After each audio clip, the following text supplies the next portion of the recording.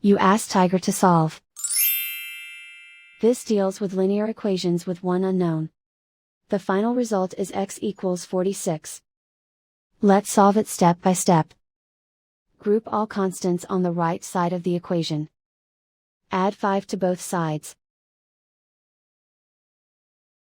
Simplify the arithmetic. Convert the integer into a fraction. Combine the fractions. Combine the numerators.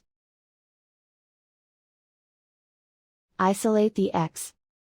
Multiply both sides by 8.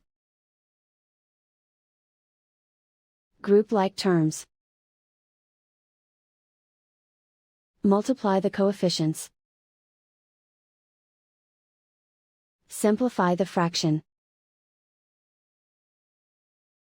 Multiply the fractions. Simplify the arithmetic.